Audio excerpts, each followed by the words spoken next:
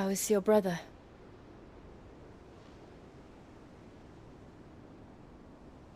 Asleep since I returned from the Dominion. Taya says he should be back on his feet soon enough. For a while, at least. She discovered something on his chest. A swelling, circled in stone. The curse.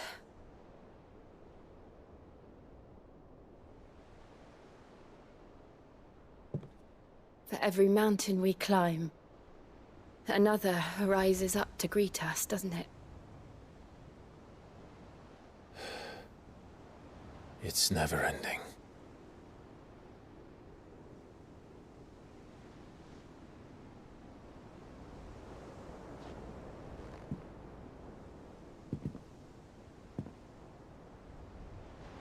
Even the sky seems to have grown tired of it all.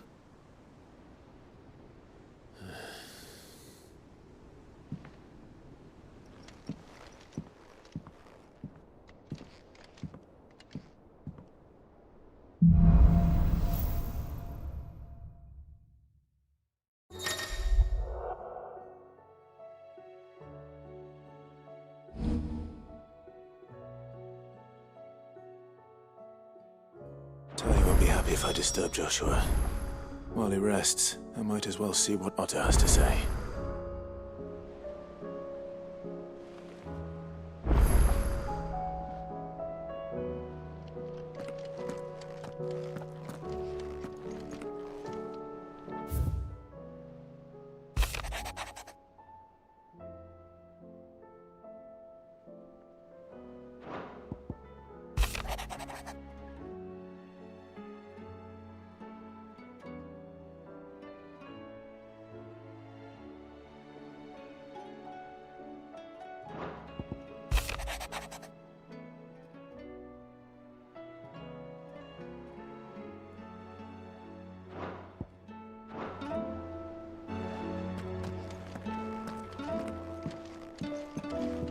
It will take time to come to terms with everything that happened in the Dominion.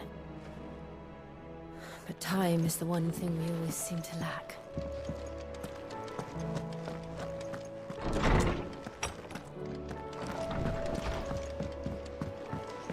Did you see the pair that got hauled into tires?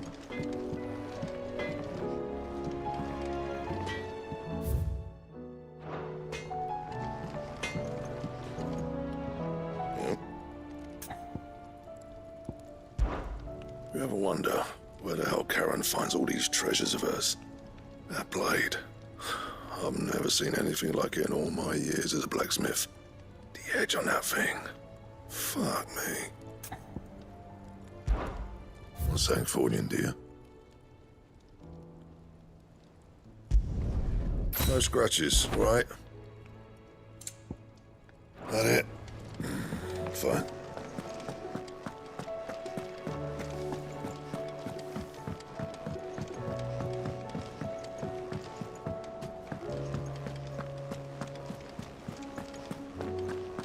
Did you see that?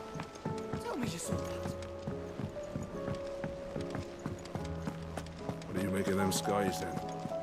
Little omen is what? Welcome to the Patron's Whisper. Is everything we've received and everything promised. Here you are. Best of luck out there, Sid.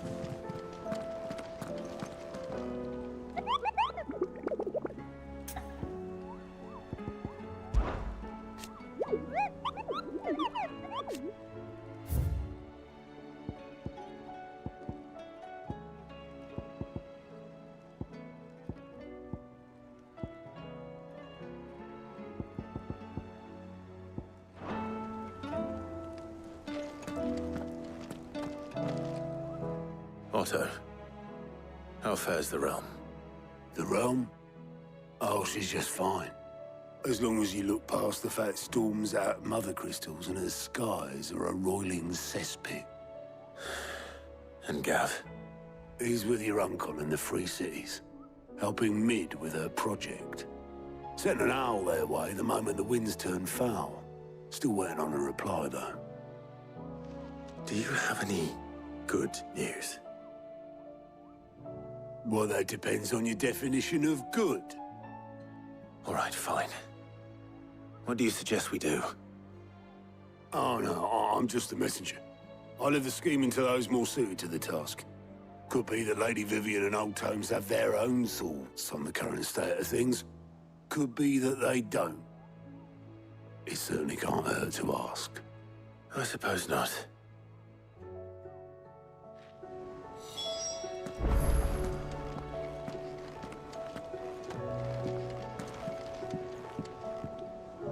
How is it that every one of your little excursions presages some inexplicable catastrophe? Not that you are to blame for the Dominion's fate. No one could have predicted the actions of the Crown Prince. I'm sorry I couldn't save your home. My countrymen are stronger than you think. A few toppled clock towers won't break their spirits. They'll be back on their feet in no time. I hope so. Look at us. Bluer than a pair of bog crabs. Tempting though it may be, sulking will not help us find a solution to this mess. You believe there's one to be found? I don't know. But I am certain we're more likely to find it if we first examine the facts.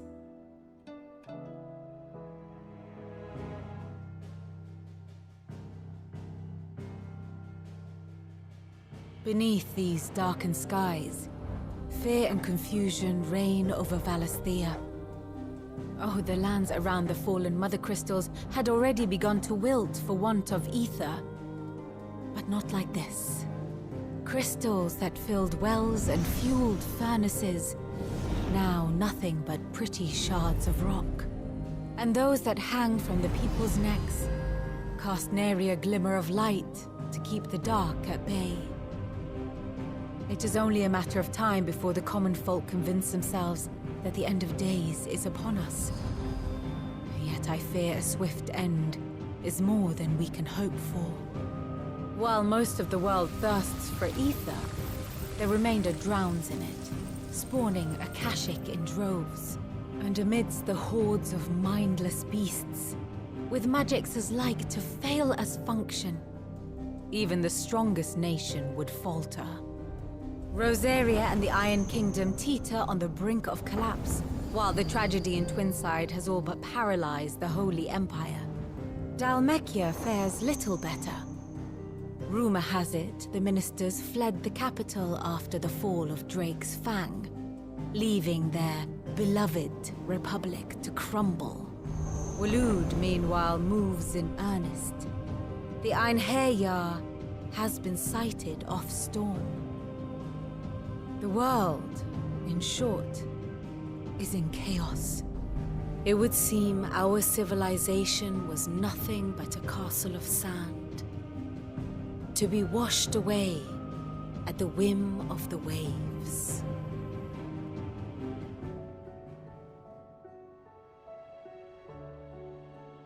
A castle of sand. Not my best flourish, but it seemed fitting.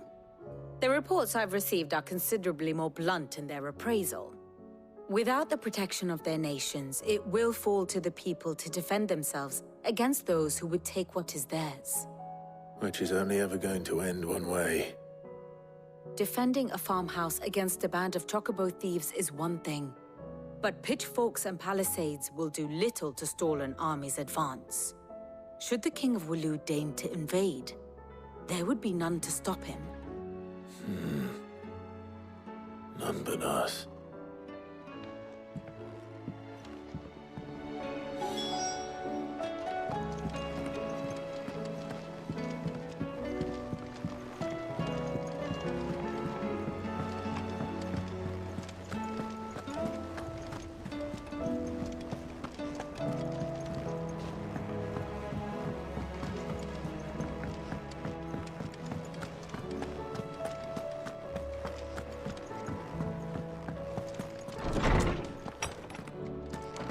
Is a storm coming soon?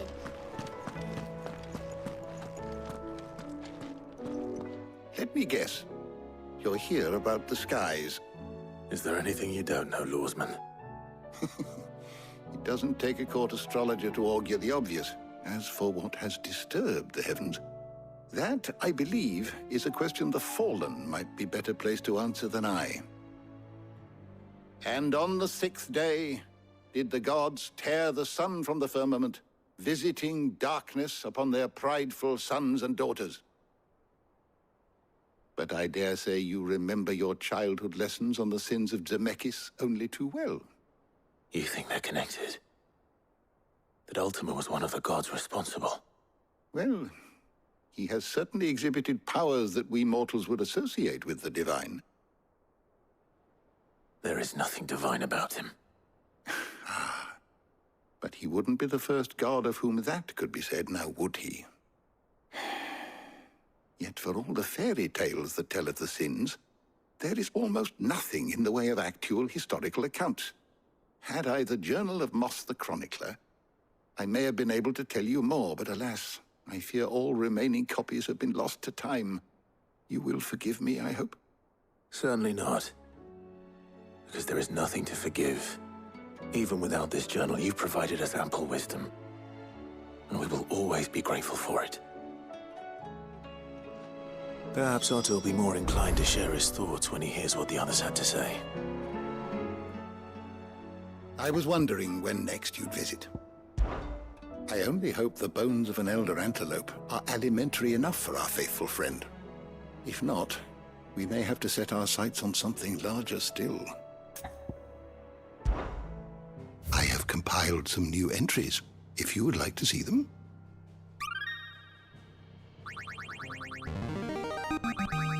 I have quite the find for you today. What subject shall we consider today?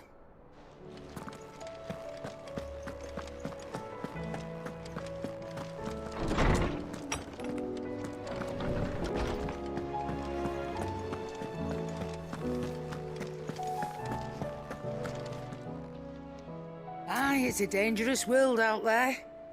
Let's stock up one.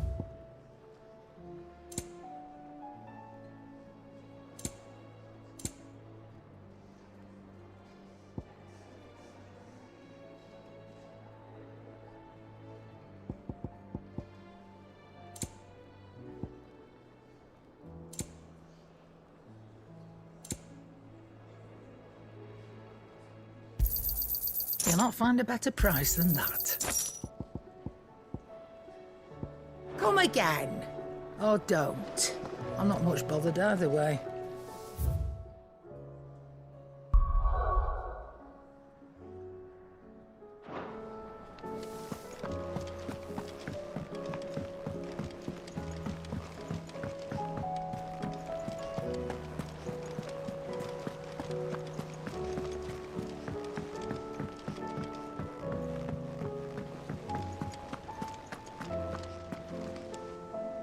Clive, we have a problem. Only one. That would be a first. It would. Actually, there are three. We had as many owls arrive while you were at the shelves. Martha's got a Akashic out her gates, and talk of monsters roaming the hills outside of Northreach has put the wind up Isabel and her lot. And don't forget Dalimil. Lubor says the village was raided by bandits. When it rains... It fucking pours. The curse breakers are spread thin, taking stock of the damage in the Dominion. And even if I could get word to all of them, I doubt they'd get here in time to make any real difference. Which means there's only two people who can. Jill and I. Let them know we're on our way.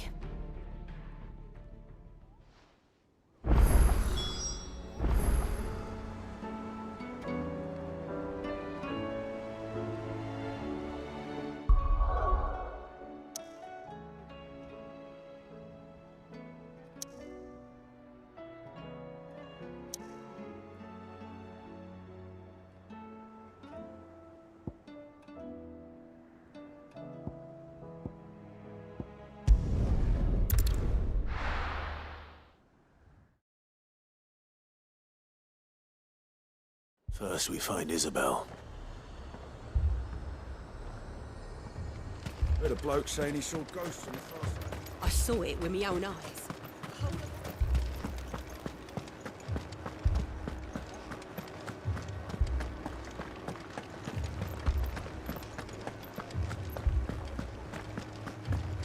can't do it.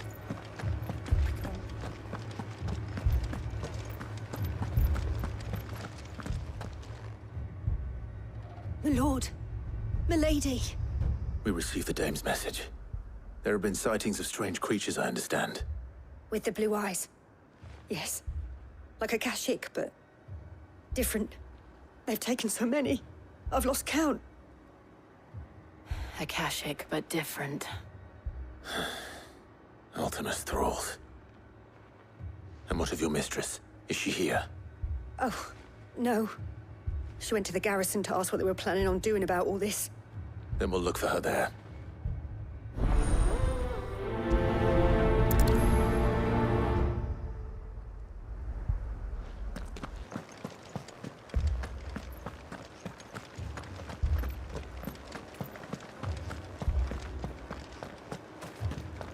We could leave. But where would we? The two soldiers were carrying an...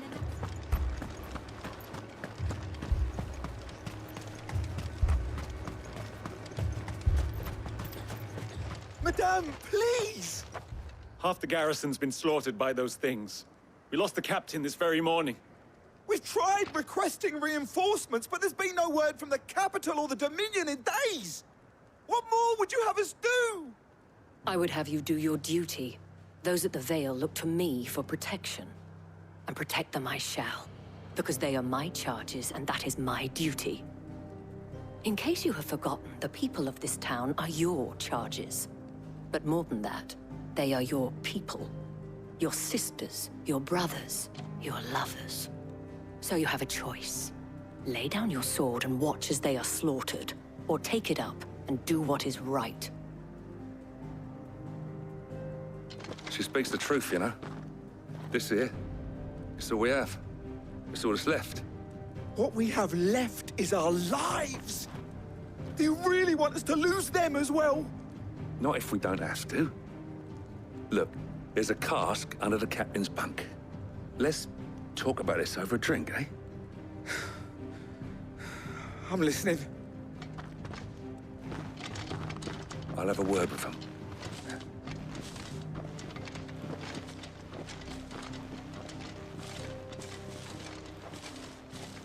Ah, Clive. I didn't expect help to arrive so quickly. And sought to take matters into my own hands. It was a noble effort, but I thought you might still need some support. How like you to consider my needs. What we need to consider is where the creatures came from. The way the survivors speak of them, one would think they appeared out of thin air. And perhaps they did. It's hard to know what to believe these days. We'll talk to the survivors.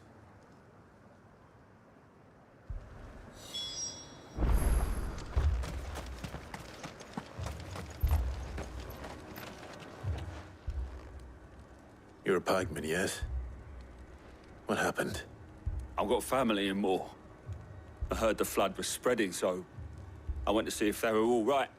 And a pack of them glowing things found me in the meadow.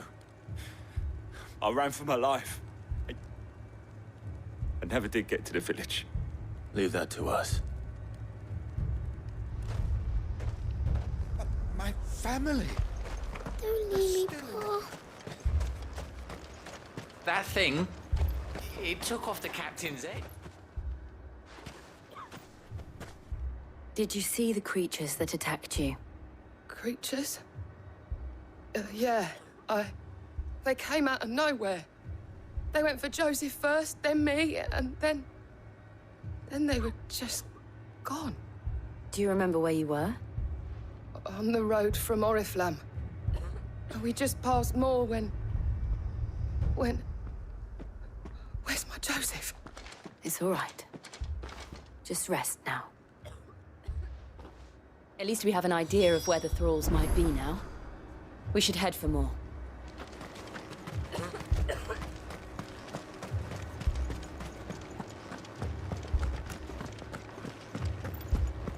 The two soldiers were carrying another.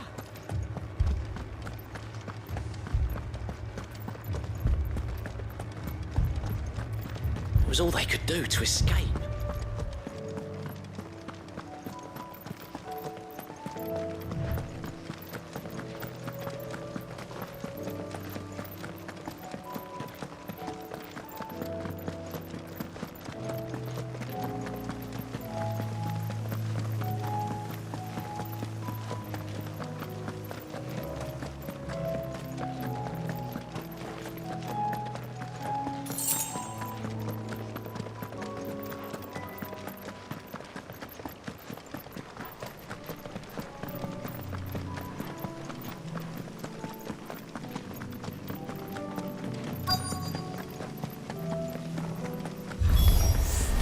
Clive, look! I see them. With me!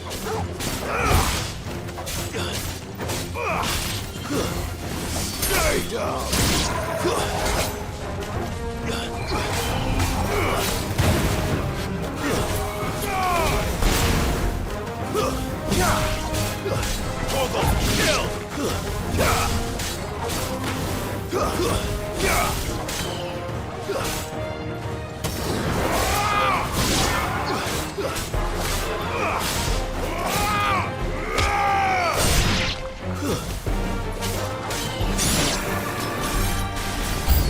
Should I prime?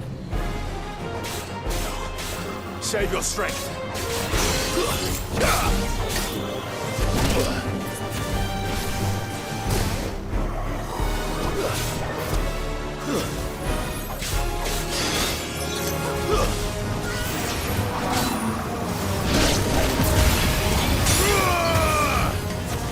Stay down!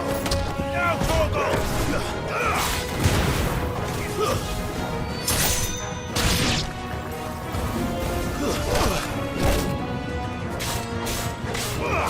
Over here!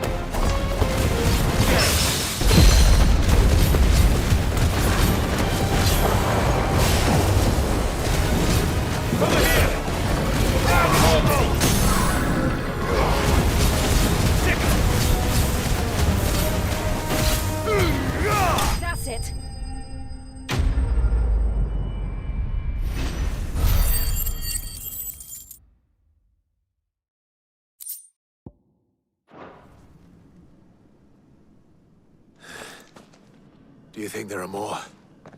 There are always more. But I'd say we've done what we can for the time being. Then we should let Isabel know.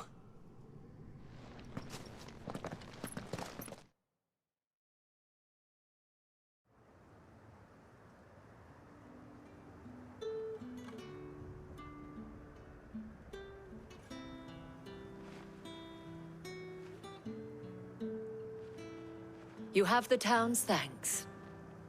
Don't thank us yet. There will be more. Many more. And you'll need to be ready for them. Oh, we shall. Isn't that right, Captain? Yes, milady. The garrison will be ready. Philippe here has convinced most of the men to remain at their posts. For now, at least. Hearing that the Dame would look kindly on any man who committed himself to the task certainly didn't hurt. Nah, it's not the most selfless of motives, I'll admit. But whatever it takes, eh? Now me, I never needed convincing. I became a soldier to protect the people I love. And the people I love include the one standing before me. Handsome and chivalrous. Now, if you don't mind, I have sentries to post. Milady.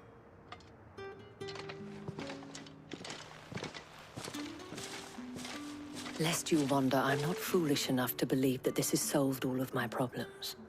But it has solved one, and that's one fewer than I had this morning. Thank you again, Clive.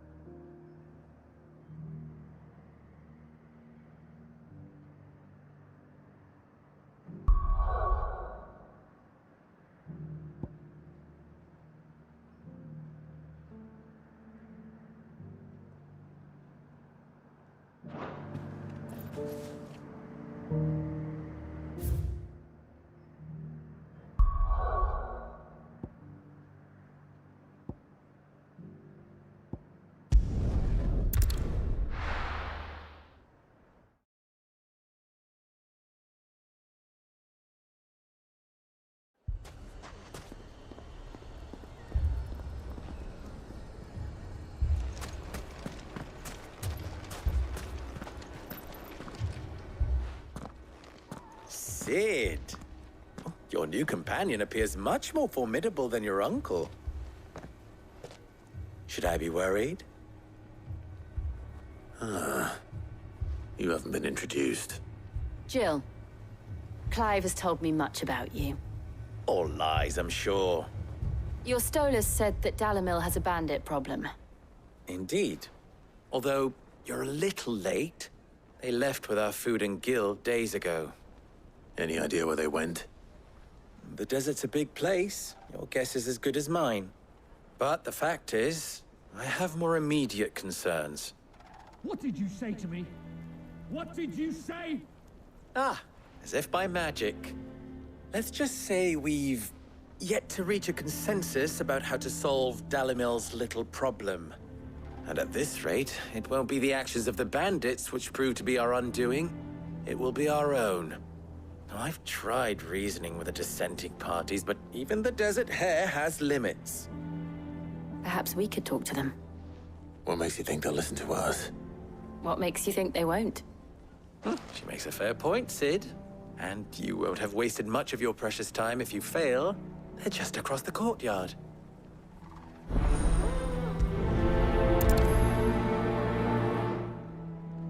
Suppose we just follow the shouting. Fucking thieving!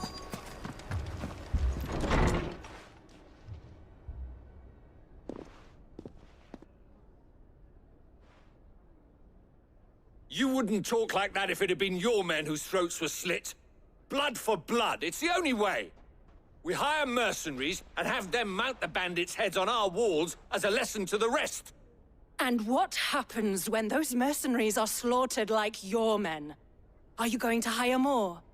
We're better off using that coin to buy food and supplies. If we hire mercenaries, the only thing we're buying is the bandit's ire. And you cannot fill empty bellies with that. Do you hear me?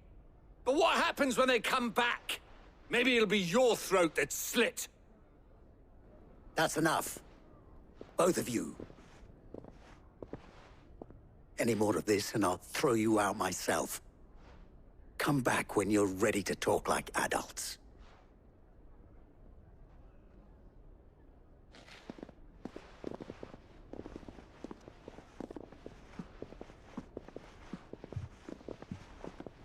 Victor,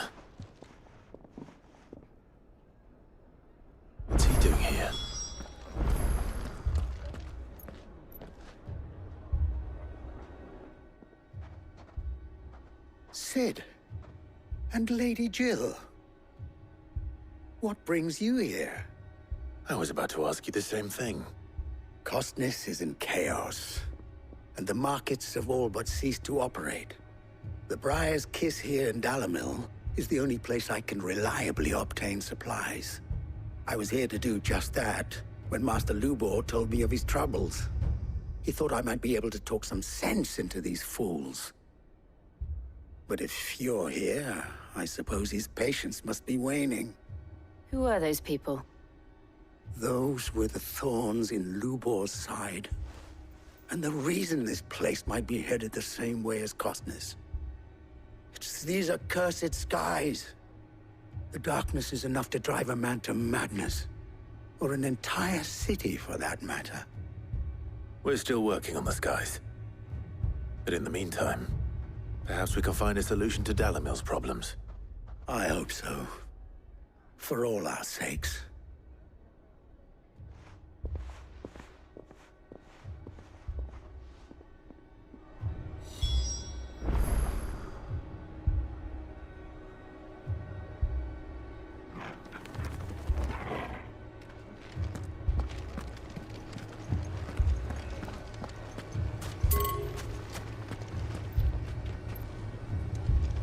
People take notice of wealthy men. Shouldn't be too hard to track down Karen's collector. Haven't we had enough fighting? I know I bloody well have. The next time those two go for each other's throats,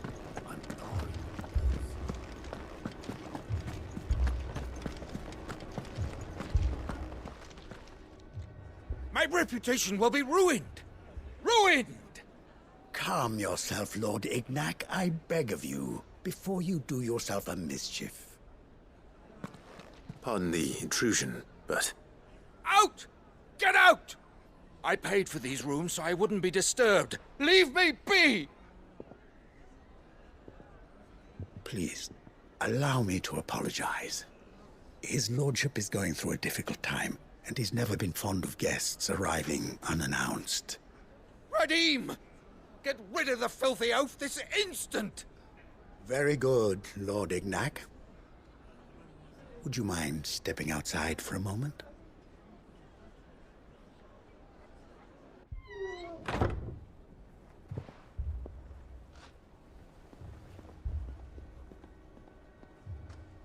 I'm sorry if I've caused you any trouble. That? Oh, no. That's just how his lordship is. Though the morning's events have left him somewhat fractious. He has been dispossessed of his luggage, you see. The thieves also made away with a considerable amount of coin. Coin the innkeeper will soon be keen to collect. I don't suppose a certain blade was among the stolen items. A single-edged sword. It was purchased from a merchant friend of mine. Ah, you know Lady Karen. Yes, I'm afraid it was. Then I'll retrieve Lord Ignac's luggage. But I have one condition. You have but to state it.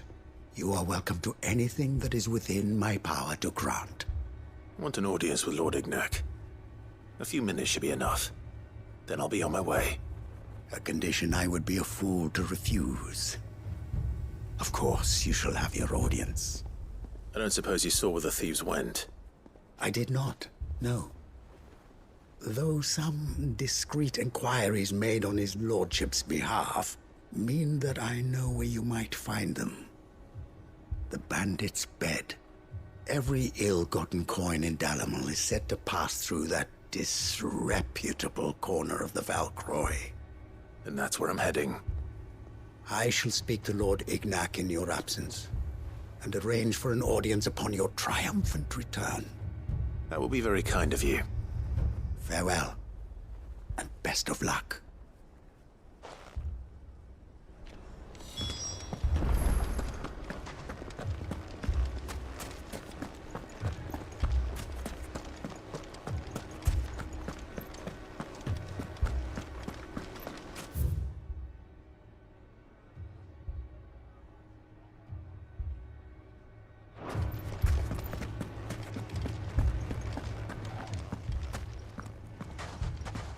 So, you see my predicament?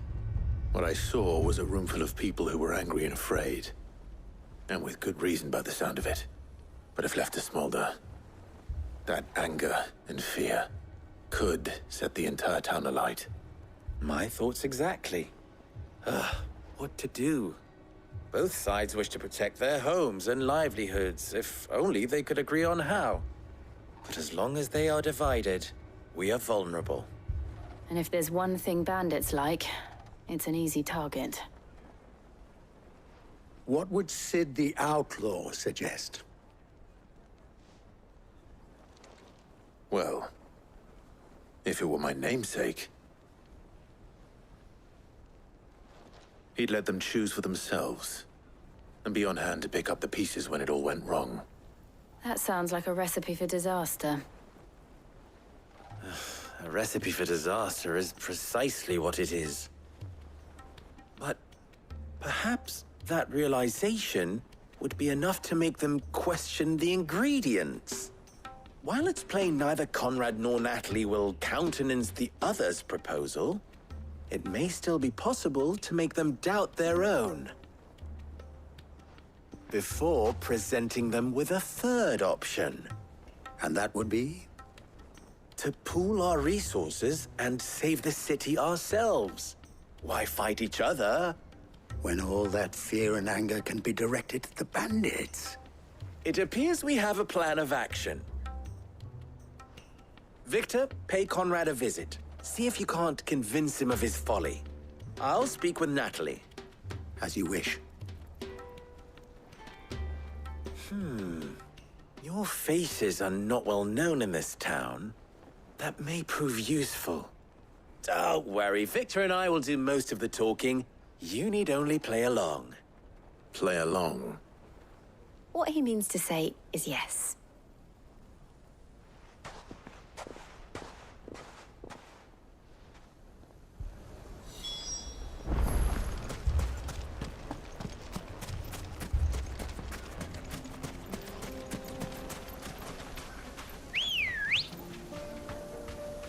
Let's go.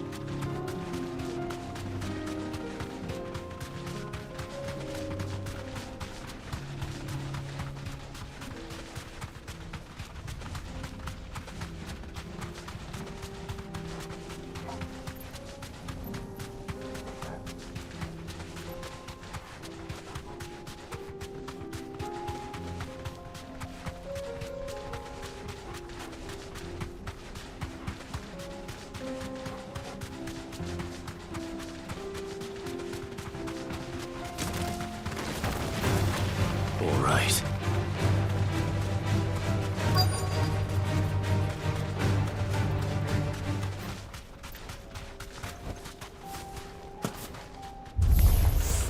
We've got company! Come on, lads, let's tear the bastard's head off!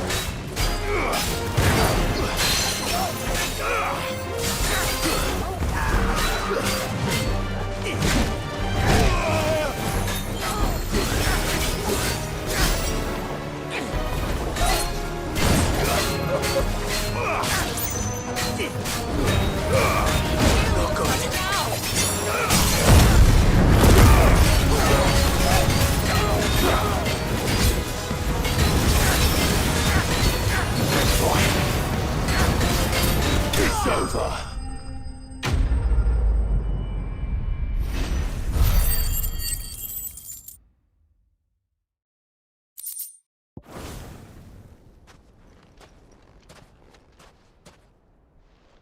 This must be Ignac's luggage. Nothing seems to be damaged. All right. Let's get it back to Dalimil.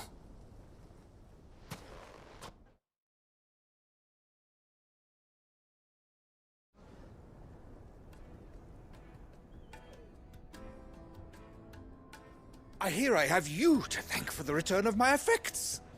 What shall I call you, my good man? Wyvern. Glad to make your acquaintance. A formidable name indeed. Well, Wyvern, I appear to be in your debt. Redeem here tells me you wished for an audience. Is that all? A few moments of your time should suffice, yes. You're a peculiar fellow, Wyvern. All right, speak. Master Wyvern was wondering if you could tell him about a certain single-edged sword you recently acquired. Oh, a true work of art, that one. Karen drove me hard on the price, but I would have sold her Radim here to get my hands on that sword.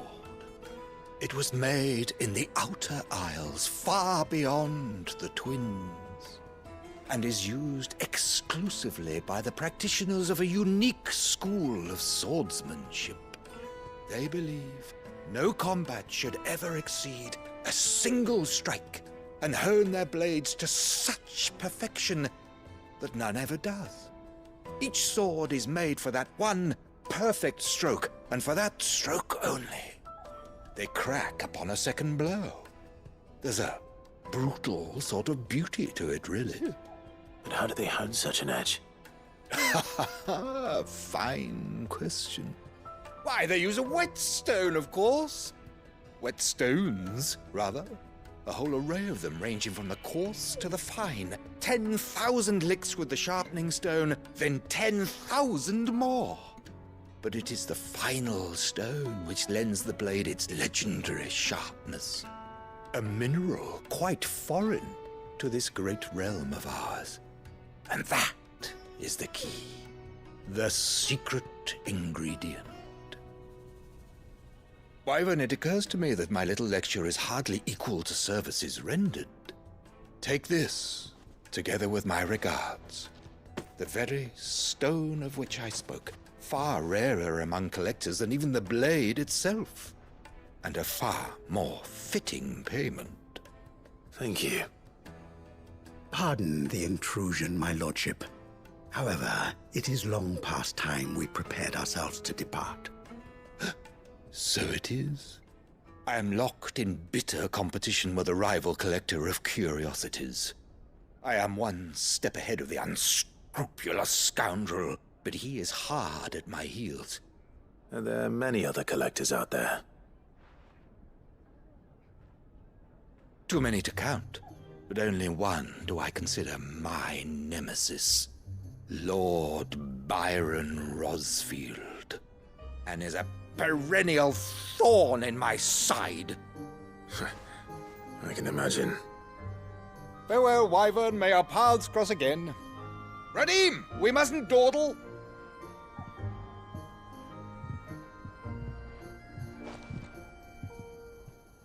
I think his lordship is rather taken with you, Master Wyvern.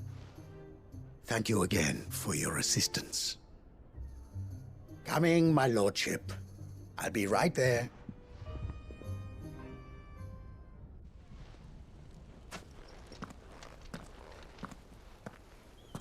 Trust Uncle Byron to find such an interesting rival. Now, let's see what Blackthorn makes of this whetstone, shall we?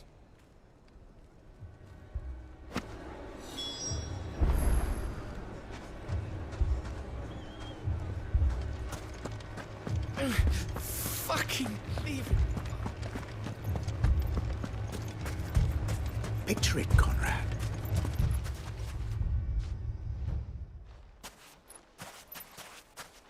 Ah, here she is. The Lady of the Spear herself. Conrad, may I introduce you to Jane? commander of the Red Wings, the oldest mercenary guild in the Free Cities. A pleasure, my lady. The pleasure is all mine. As I told you, I summoned the commander here from Canver to inquire about a contract. Victor says you told him no. That there aren't any men left to hire. Is that true? True as the crystals cracked. Nobles came and claimed every last one worth his salt. And not just from us Red Wings. You know of the 7 high houses. There must be 2 swords assigned each one. Granted, we have a few boys left. If it's boys you're looking for. Well, Conrad, are you saying that Dalamil's finest cannot defend this town better than a gaggle of unblooded striplings? That a band of beardless youths could better avenge the deaths of your brave men than you yourselves? Absolutely not. We'll show those bastards who they're dealing with.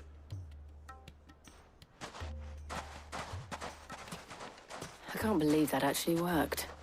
Conrad's not what you called the brightest candle in the crypt. And there's a reason why I had you do the talking and not Sid. Well played, my lady.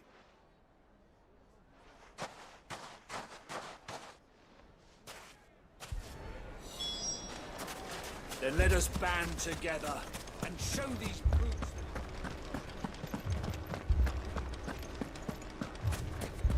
My shop. If I had my pickaxe, I would... I mean, it may still be possible to buy something, and... Ah, here he is now. Natalie, allow me to introduce Lord Underhill of Randalar's prestigious League of Merchants. Lord Underhill. At your service. Underhill? I was just telling the good lady of our conversation, my lord, and how you were lamenting the state of the capital's stores. Lubor says that not only are the granaries almost empty, but that war and the Blight mean this season's harvest won't be enough to fill them for winter. Indeed, certainly that is the case. The nobles in the capital are buying up the city's stocks of barley and wine, driving the prices higher than most commoners can afford. It is only a matter of time before the peasants revolt. It is worse than I thought. If what Lord Underhill says is true, I fear we have little hope of supplementing our stores, meager though they regrettably are. And while I applaud your endeavors to dissuade our more bellicose citizens from seeking vengeance, I sense Conrad is not wrong in his assessment of the bandits' likely return. Which means that now, more than ever, we will need to secure what little we still have. Food, weapons, herbs, everything. If our humble town is to endure not only this hardship, but those that are certain to follow, we must stand united. All right. If it will help to protect my home, I'll do it. But you needn't have gone through this charade.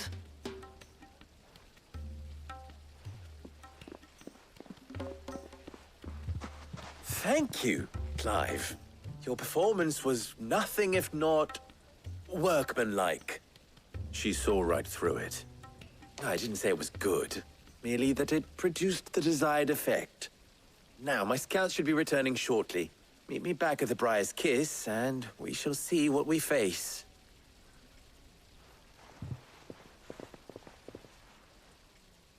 I'm not convinced our roles in this ruse were entirely necessary. I don't know. Conrad seemed quite taken with you. Mummy, I'm scared. Oh, I'm ruined.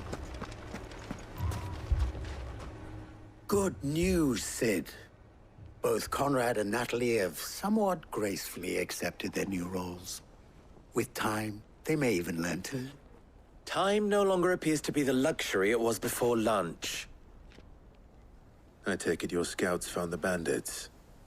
Technically, it would be the bandits who found my scouts. It appears they march for Dalimil as we speak. All of them. You're not serious. They don't just want food, they want the whole damn town.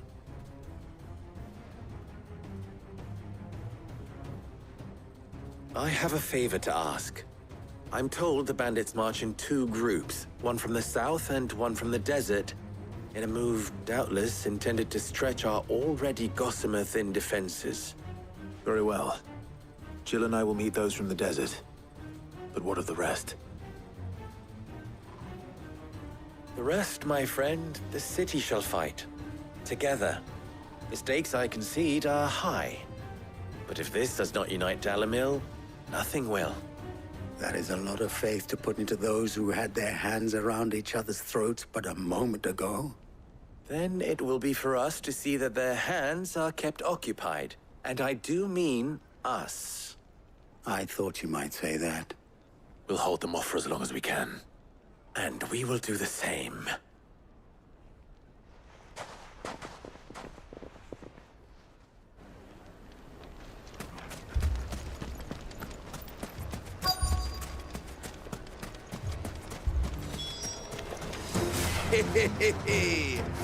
The women folk have come to welcome us. I'll take that one. It's all yours.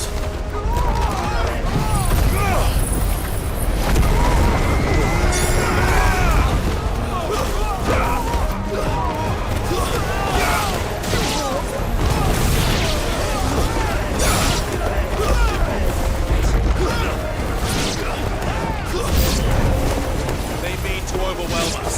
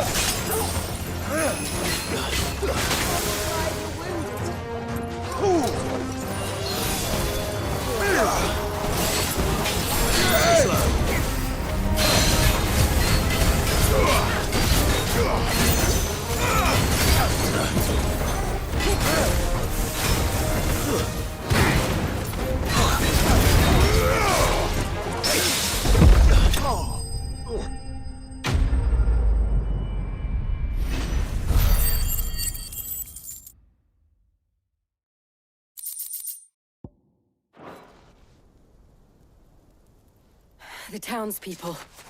Could they have held out? I don't hear any fighting. What do you think? That we should hurry.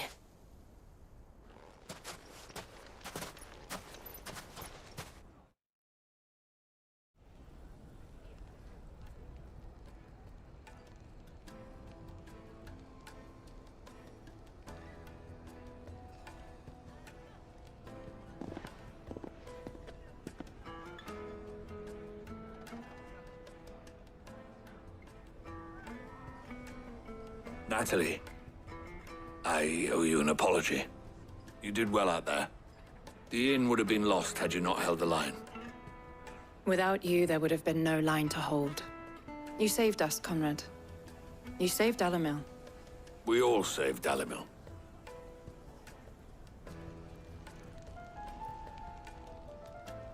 Conrad seems to have had a change of heart. I'd say they both have. I take it from your presence that our visitors from the desert won't be joining us either. Pity. The plan worked, Sid. Granted, it only took an army of bloodthirsty bandits at our gate. Calm now, Victor. Why quibble over the details? We are united, and that is all that matters. As for you, Sid, you fight considerably better than you act. I'll take that as a compliment.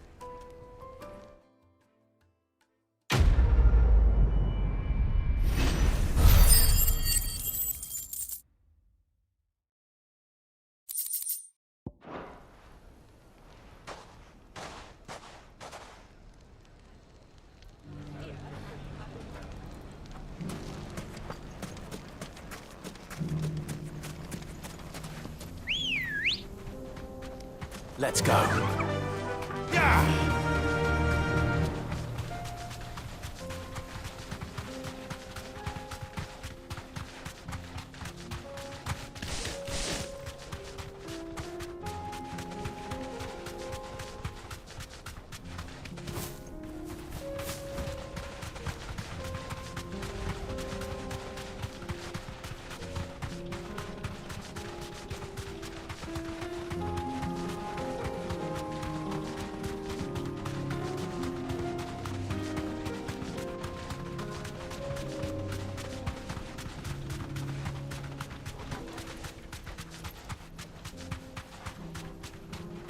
Be safe.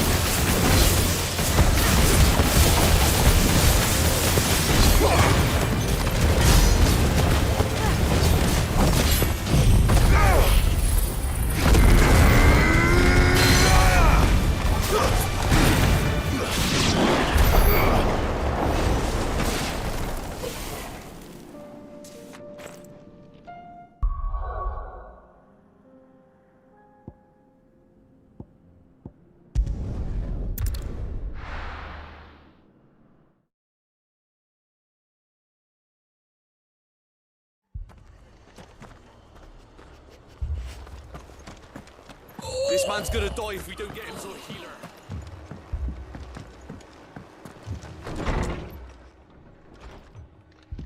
Martha, it's good to see you. And you, Clive. Jill? Otto said you'd been attacked by a Kashik.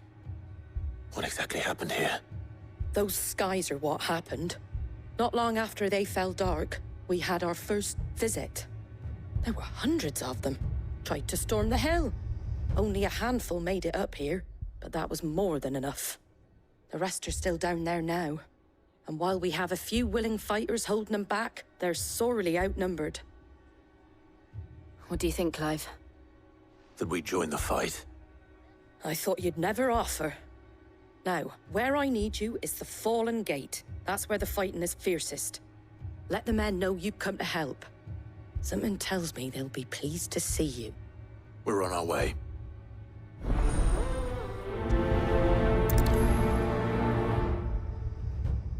They were too fast. Do you think there were as many as Martha says? Stop that. More. That's all that matters.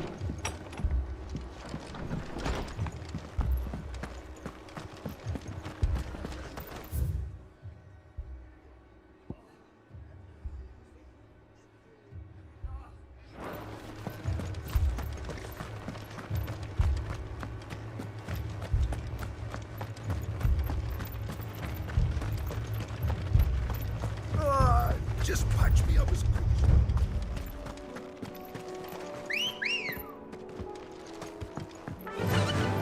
Yeah!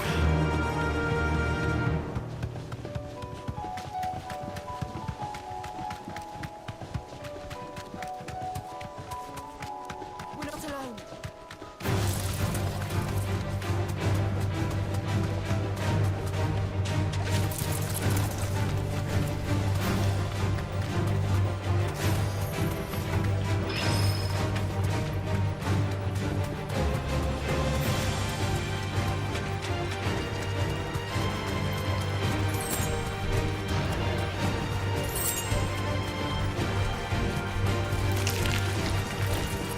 It's certainly quiet.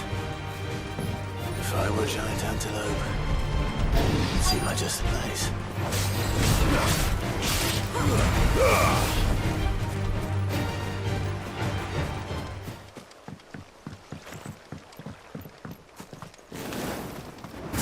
I doubt we'll find one bigger than that. You hungry, Torgal?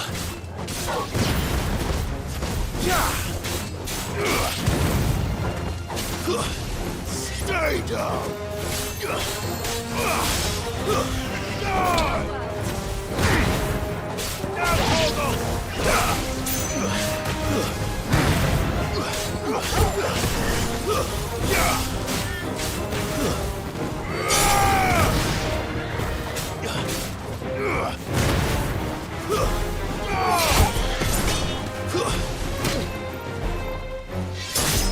To me, boy!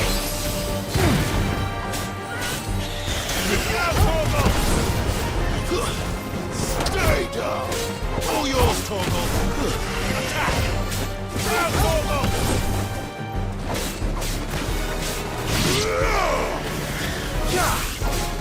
Go, Torgal!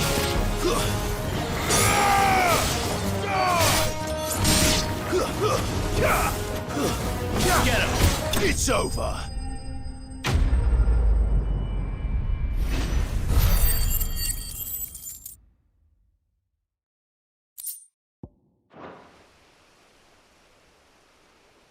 Now.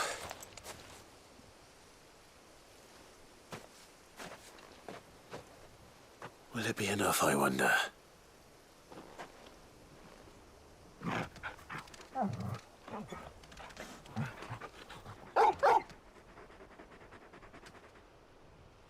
I say that answers my question. Which means we owe the lawsmen our thanks. You're just a big puppy, aren't you? A very big puppy.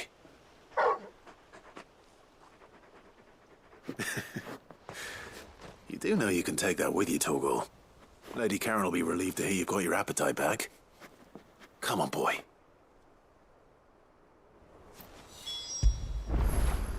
Fetch!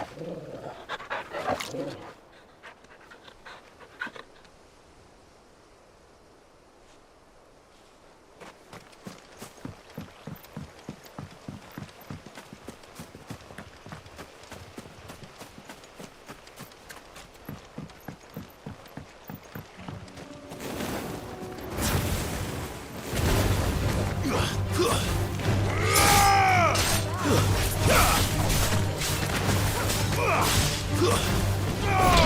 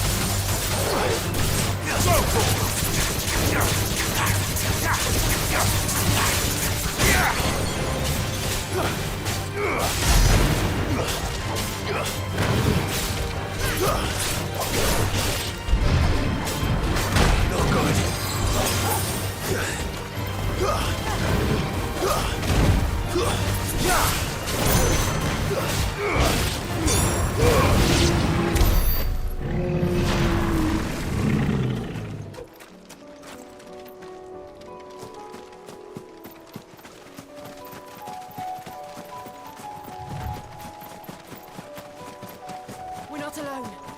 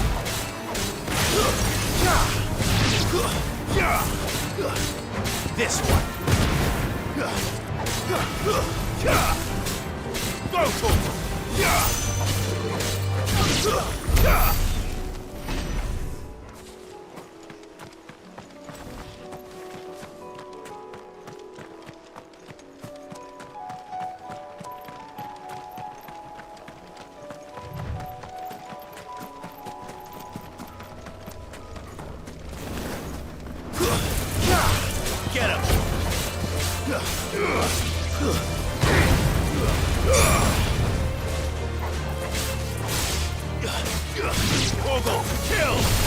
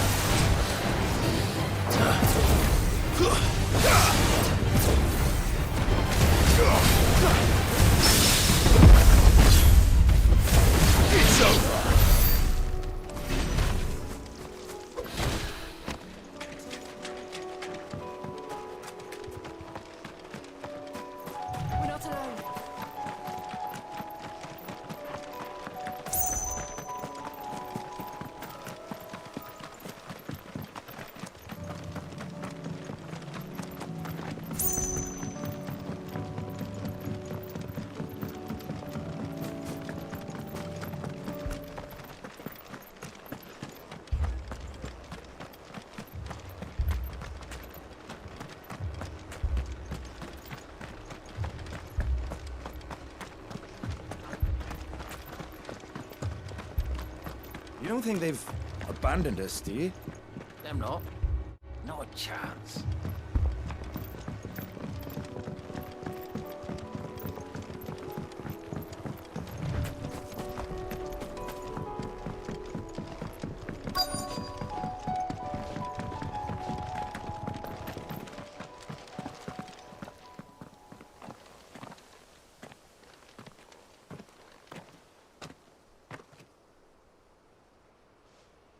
Clive, wounded.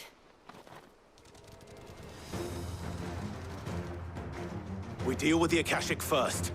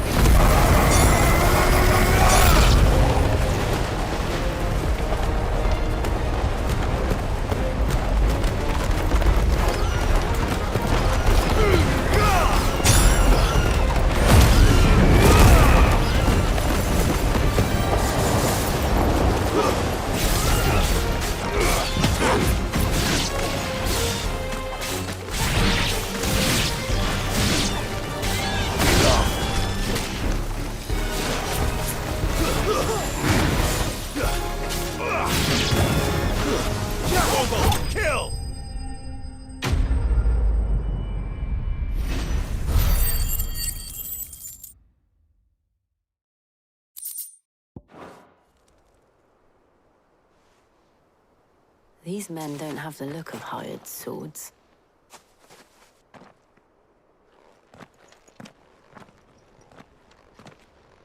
If you've come to rob this place, You are mistaken, my Lord Rosfield. We're here by Madame Martha's leave. how do you know my name? Forgive me, my lord. There wasn't time for introductions. We're with the Guardians of the Flame. Wade's men? But how did you come to be here? Where is your commander? So Wade left earlier with a scouting party to find out where the Akashic were coming from. Did he? Take your wounded back to the inn. Martha will see you're looked after. We'll join you anon.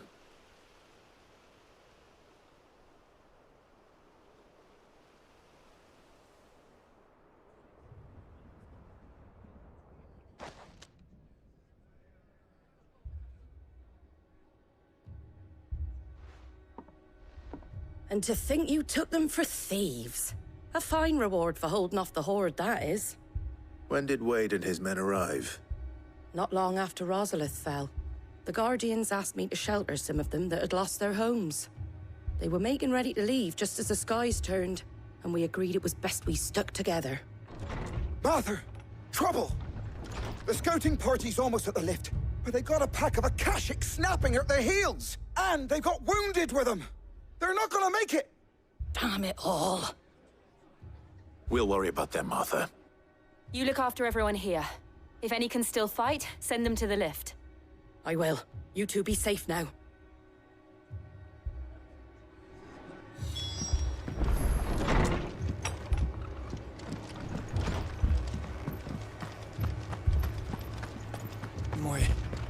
My brothers. Mad dogs. The lot of them.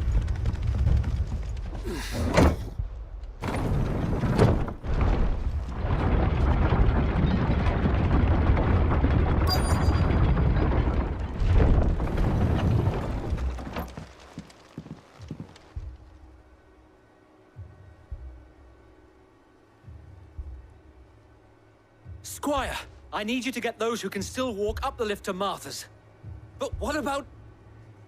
I didn't ask, Oscar. Sir.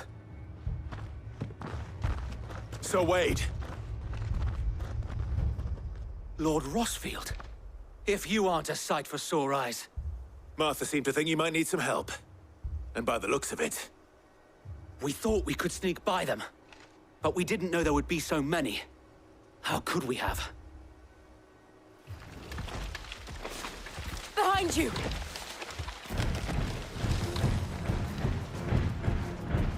Damn it! We need to get the injured to safety.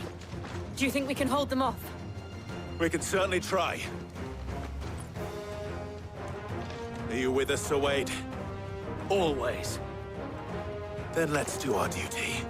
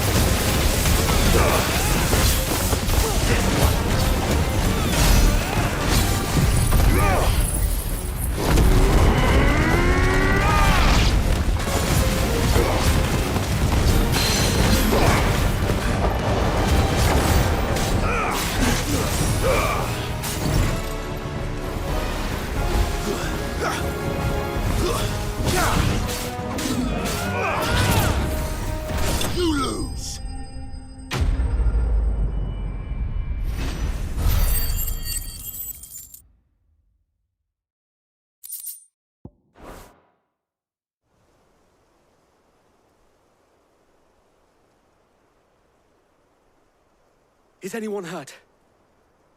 I don't think so. And yet again, you've pulled me from the flames. It's just a pity I keep walking into them.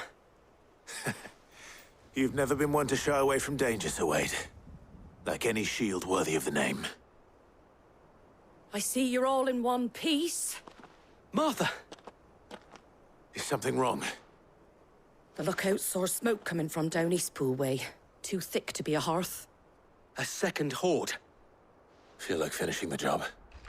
Always. Jill and I will make for Eastpool. You'll need to move the injured without us. Don't you worry about them. The moment my men are safe, I'll follow. Good luck.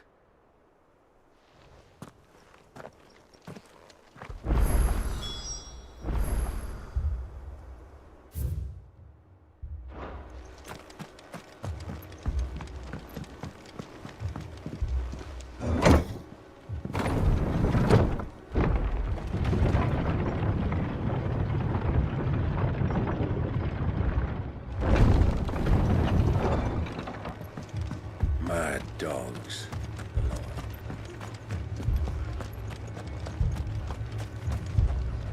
Anything catch your eye?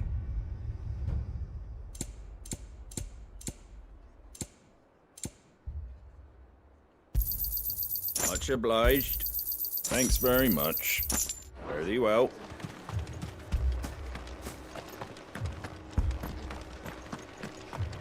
This man's gonna die if we don't get him to a healer.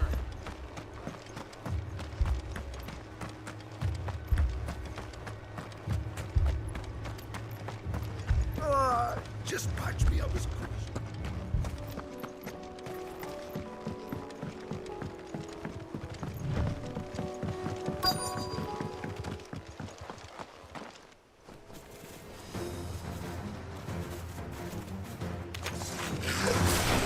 They're headed for the rest. We have to slow them down. Martha and the others won't be ready.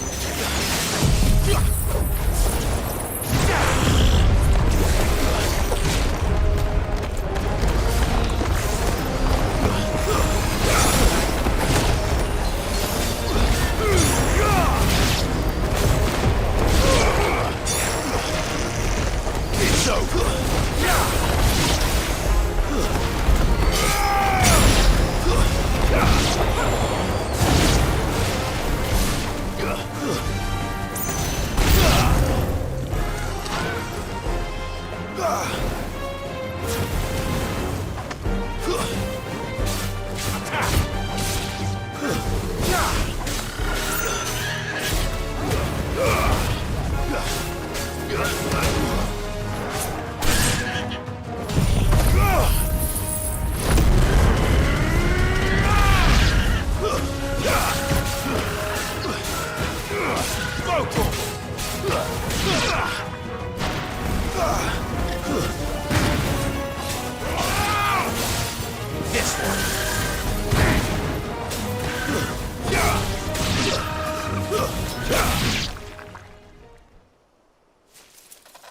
Something's coming. Apologies, my lord. Did I miss anything? Only the first round, Sir Wade. Shall we?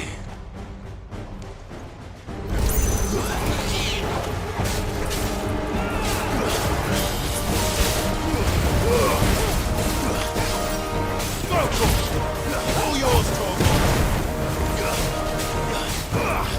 Stay down. Nice try.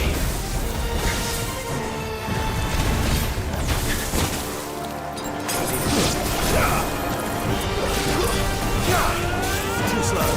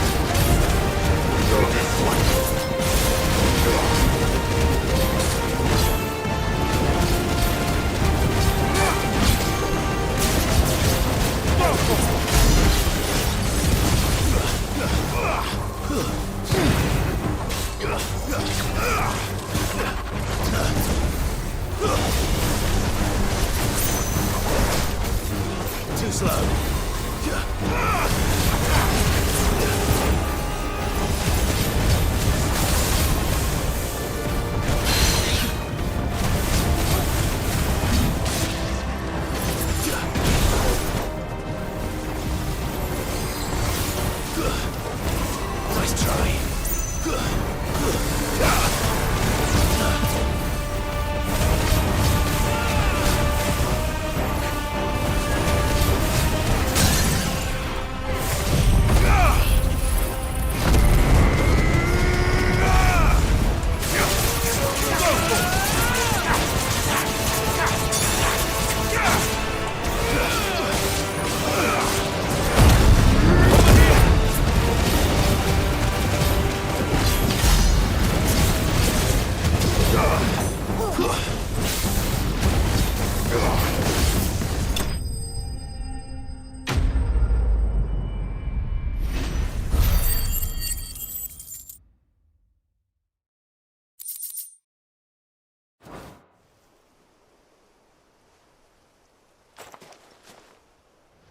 Do you see any more? No. I think that was the last of them. But it won't be long before the next lot arrive. Then we make for Martha's while we can.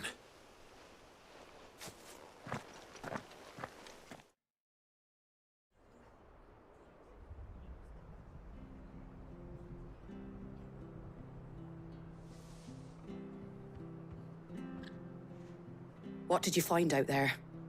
The same as Sir Wade. Scores of Akashic.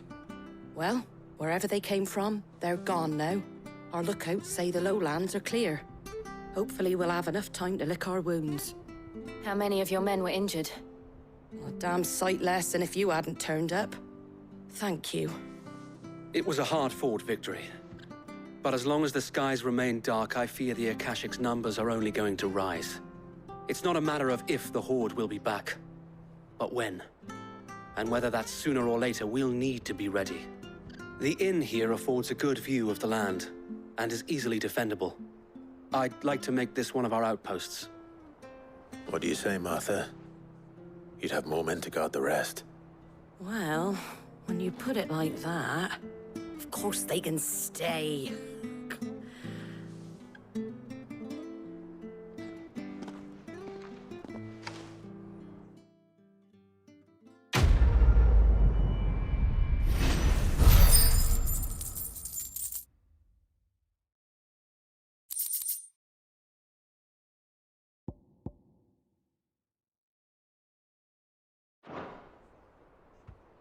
My lord, there's someone I'd like you to meet. Oscar, over here.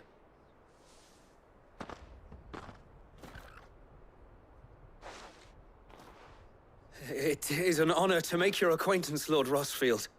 I am Oscar. Oscar of House Murdoch. Murdoch? I wasn't aware the Lord Commander had children. Oh, he didn't. But his brother, my father, did. I am Sir Rodney's nephew. Well, go on, then. It's not for me to ask him. Yes, Sir Wade.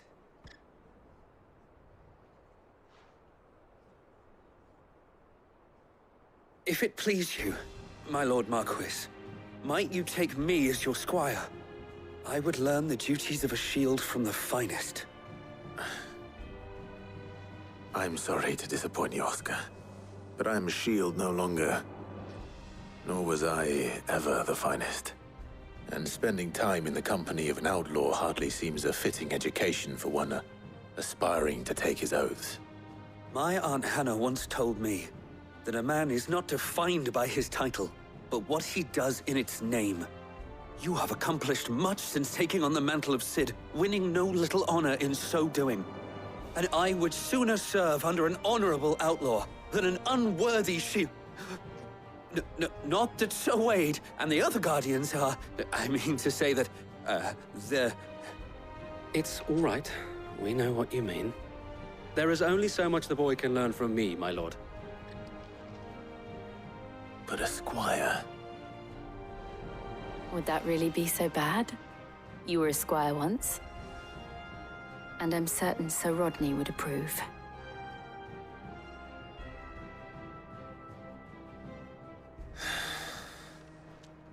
Know that I'll show you as much leniency as your uncle showed me. I would not have it any other way. seem to have things under control. For now, at least. Let's go and put Otto's mind at rest.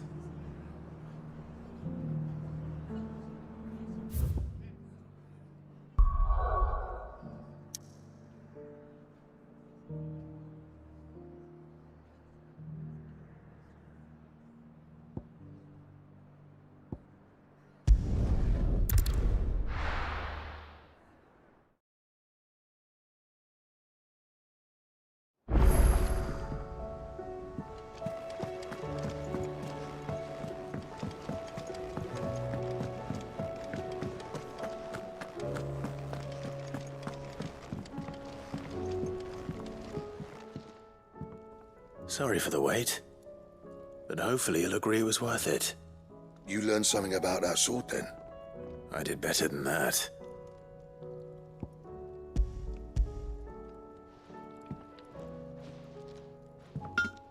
Hey, a whetstone?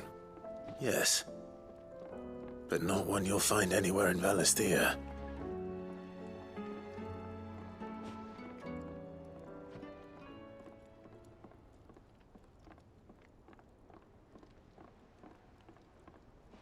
No wonder I couldn't get the same finish on the grinding wheel. One hit and all done, eh? Might not be so bad if all you ever fought were duels. Good luck on the battlefield. Your second opponent would be your last, no matter how good you were. Even so, is there some way it could be used to give the Cursebreakers an edge? I think so, yeah. With this whetstone and the right kind of steel, I could probably even make a twin of the blade that rattled me. But there'd be no replacing this little rock once I worn it down to a sliver. I reckon we get a dozen swords from it, if that.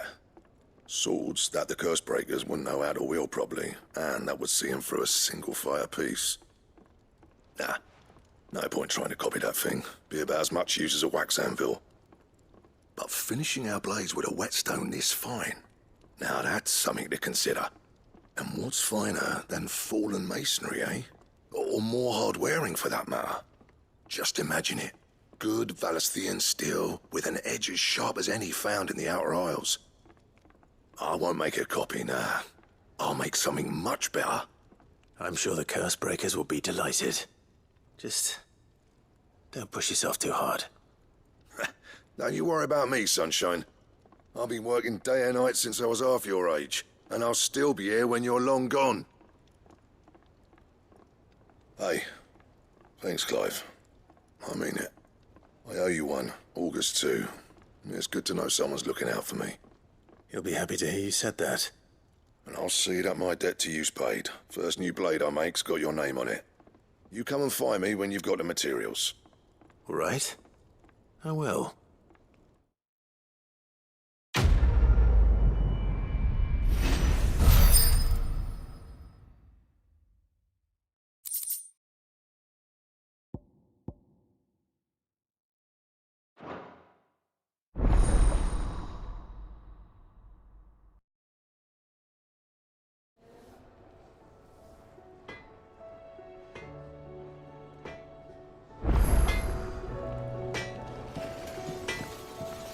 What do I owe the honor? Not saying Fornian, do you?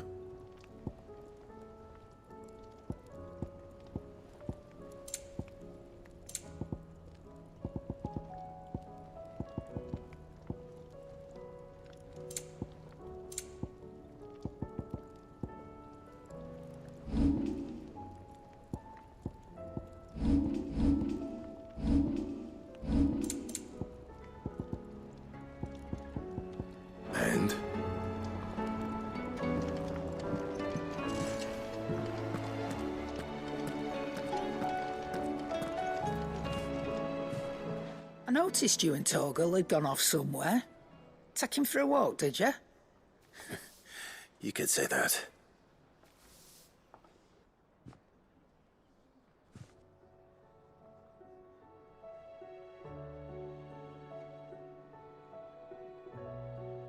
So, Molly's leftovers weren't good enough, eh? That'll teach me for treating you like you're still a pup. All right, no need to shout. Now we know what you're after, I can see about getting some in. Speaking of which, I brought one for later. Can I leave it with you?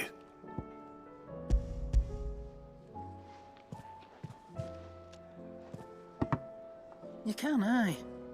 I'm nice like that.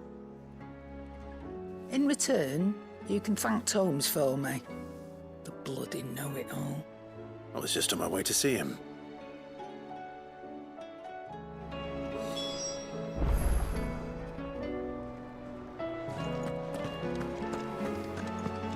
Seems the hideaway is useless.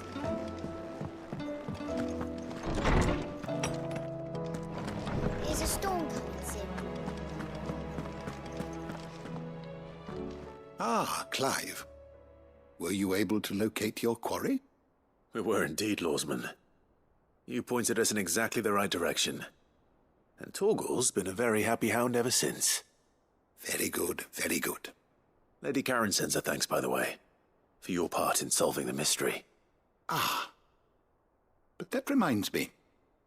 After your last visit, I found myself pondering Torgal's talents. Do you recall our conversation concerning Lady Jill's role in Torgal's transformation? About how she somehow woke the power within him. Precisely that. A reasonable conclusion, I thought. But one which raised certain questions in my mind. You see, the Fenrir of legend served Shiva and Shiva alone. And while the powers attributed to him are certainly impressive, the records imply they are somewhat different in nature to those you described Torgal as having used. What are you suggesting? That Torgal may be the beneficiary of more than one Eikon's power. Consider that in addition to Lady Jill, he has served as a loyal companion to you, your brother, and even the late Cid. In short, the Eikons hitherto near at hand, or should I say at paw, have been diverse and plenty, and that number has only grown as the realm's dominance have fallen to your sword. One can but speculate as to how all of this has affected Torgal. He has seemed more fierce of late. And if I am not mistaken, he will grow fiercer still. We are fortunate indeed to be able to count him amongst our allies and not our adversaries. Oh, he's more than an ally. He's a friend.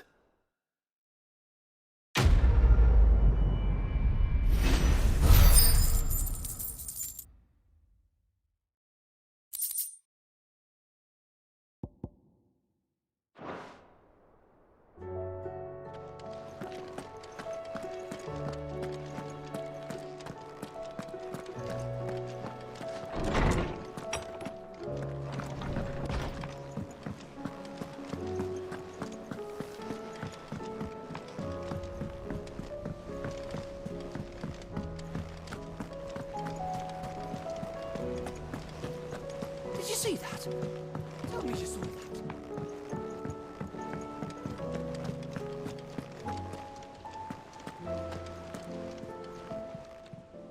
How may I help you today, Clive? All yours.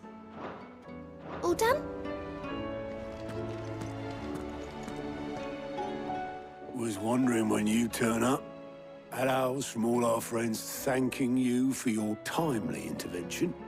How is it you always manage to arrive at just the right moment? Luck, I suppose.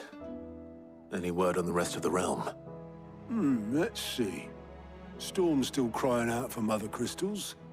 The nations are still in chaos. And the skies are still the colour of a kick in the kidneys 2 days on. So... Right. Clive, we knew this was going to happen. Well, not the bleeding skies part, but you take my point. Now's not the time to second-guess yourself. Now's the time to visit the infirmary. Taya says your brother's awake. Thank you, Otto.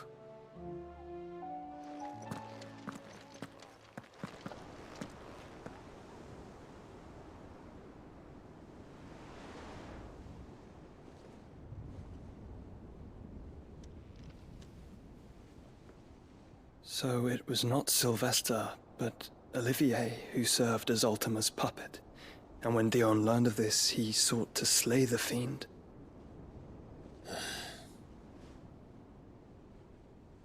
only for his father to take the spear that would have freed him. Enough to drive a man to madness.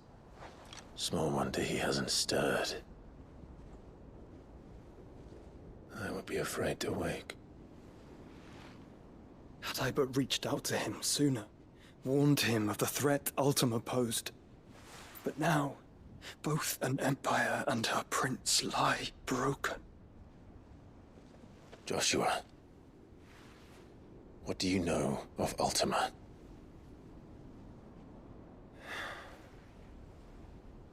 Very little, I'm afraid. Despite my best efforts. 18 years ago, as I lay buried beneath the rubble of Phoenix Gate, 'twas not death who came for me, but another.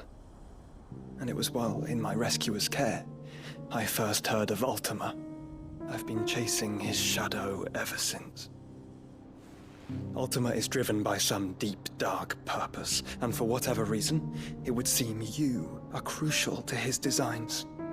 He will stop at nothing to have you, even if that means toppling an empire. But why me? What possible use could I be to such a creature? That is one of many answers that have eluded me. Yet, I am certain of this. It is not mere chance. You were chosen for a reason. All dominants carry within them the might of an Eikon. Nigh limitless power that is at once acutely limited. I wield fire, and only fire. And I only ice. 8 wardens for 8 elements. But you, Clive. You are different. You're special.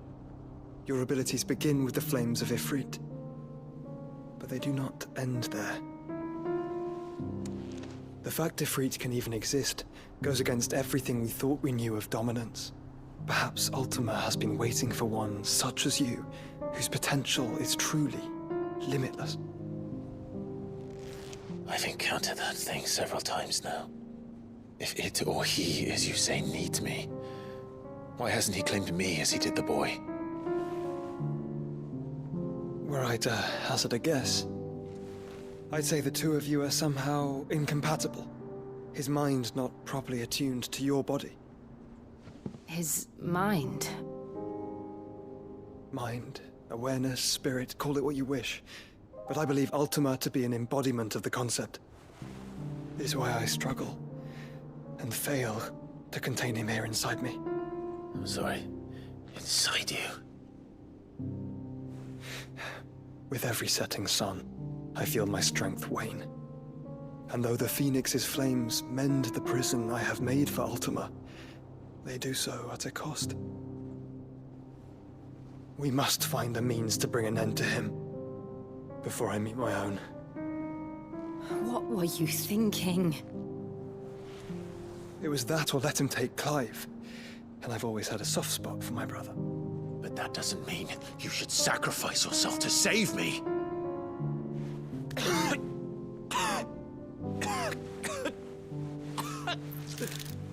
Joshua! Clive! It's Gav! There's an army of Akashic at the gates of Canver.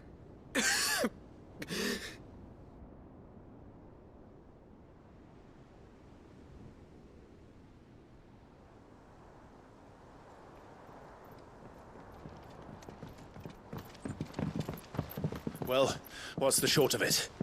It's all Tyre told you. The capital of the Free Cities is under siege by an army of monstrosities. The city guard are doing their best to stem the tide, but numbers ain't on their side. What of Lord Byron and Mid? Were they able to escape? No, but they're all right for now. They're hiding with Gav at midship. We have to get them out of there. And we shall. Otto, prepare a Stolas. Tell Gav to stay exactly where he is. Understood. Vivian, what's the swiftest route to the Free Cities? That sounds like a question for the map. Look here. This road, through Tabor, should provide the least trouble. Good. What a coincidence. Tabor is exactly where I'm bound. Joshua, bed is where you should be bound. You don't think I told him the exact same thing? Were Tyre not such a talented healer, I would surely have been inclined to agree. But, thanks to her ministrations, I feel I may safely rejoin my attendant, who was to wait for me in Tabor if we became separated.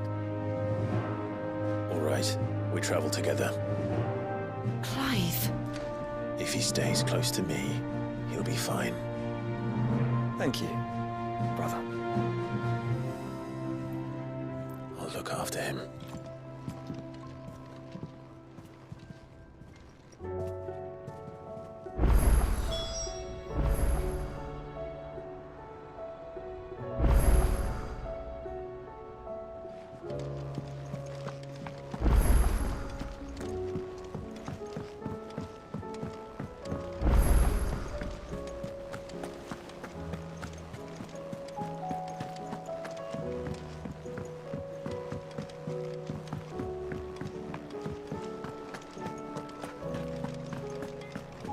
Did you see the pair that got hauled into town?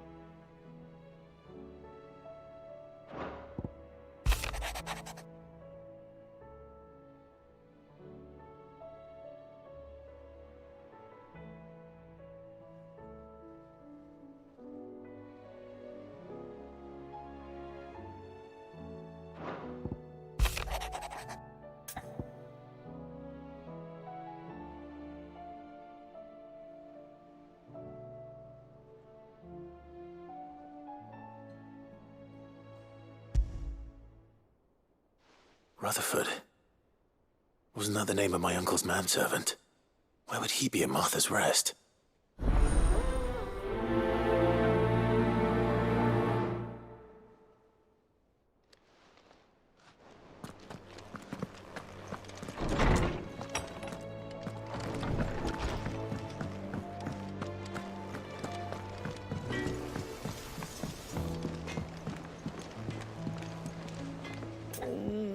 What am I gonna... Is everything all right, Goots? You seem more discomposed than usual. Oh, I don't know what that means, but I'm in a bit of a muddle. Oh, I think Nan might be in trouble, and she's... It's all right. You can tell me. Oh. There was a trader came by. One of our usuals, like... Said he'd heard some rotten rumours about her down Dalimil Way. Folk are saying she's been selling to bandits and cutthroats and that.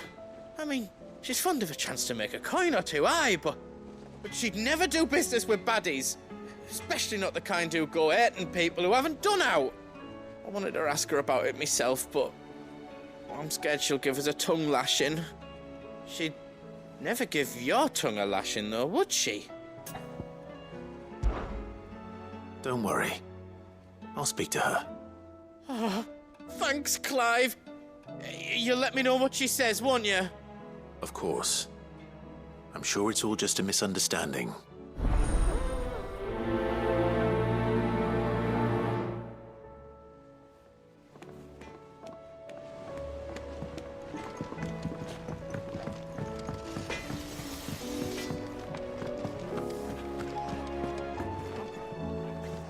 Lady Karen.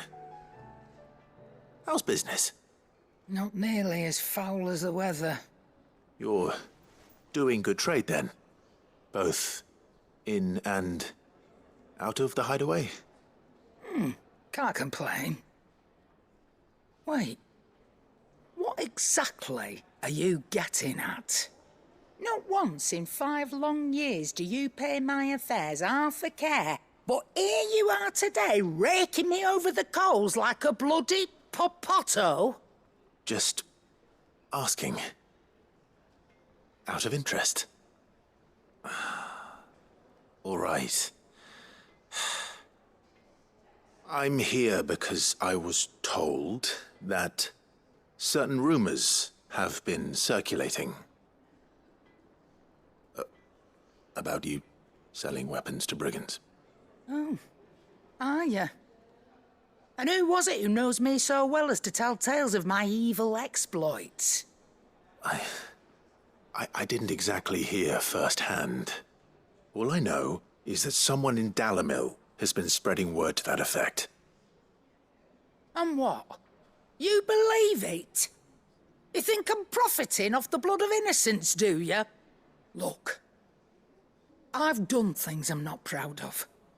Might be there were a time when I turned a blind eye to the wretchedness of the world so I could line my pocket. But that woman is no more. And you'd know that if you'd ever paid the slightest bit of notice. You're right, Lady Karen. I apologize. It was wrong of me to doubt you. No, it was. Now, I reckon you've got better things to do than pointing your do-gooding finger at a poor old woman. Of course. Good day.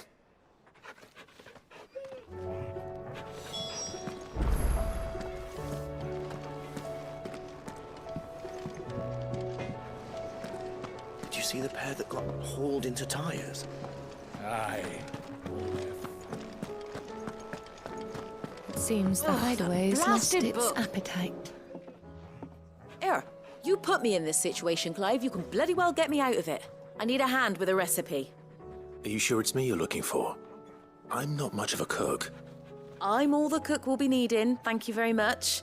What I want from you is a little of your time, right? Oh, and perhaps your sword. You remember Ivan's stew, right? Well, despite the look of the thing, and that awful stench, people wolf it down.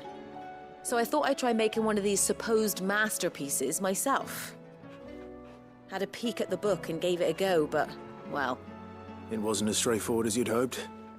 Ivan had the same problem. Yeah, but this is my blooming kitchen, and I will not be outdone. So if you don't want to be seen as playing favourites, I suggest you lend me a hand.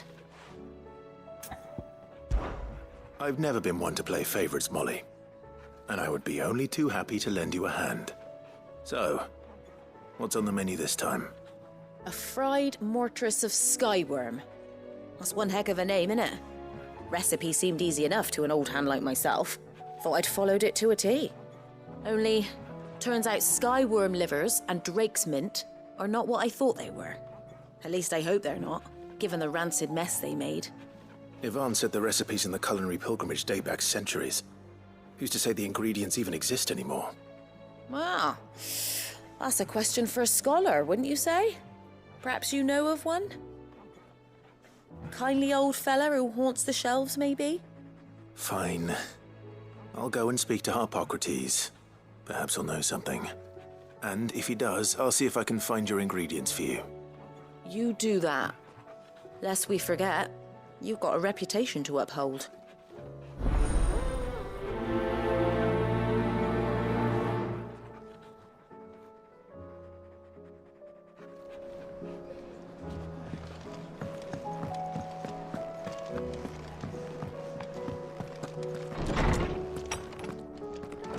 There's a storm coming, Sid.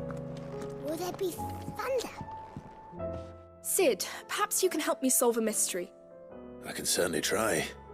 Who's gone missing this time? It's not who, but what. Mid's scales, the ones she made for her workshop. I borrowed them to teach the little ones about weight, and shortly after the lesson, well, they vanished. My first thought was that they'd taken them off somewhere to play, but when I asked, they swore they had nothing to do with their having disappeared. Which almost certainly means they had everything to do with it. Perhaps a visit from Sid will jog their memories. I think it just might. Thank you. I don't like to imagine that my pupils would lie to me. But if they have, I'll have no choice but to discipline them accordingly. They were in the atrium when I last saw them, as always.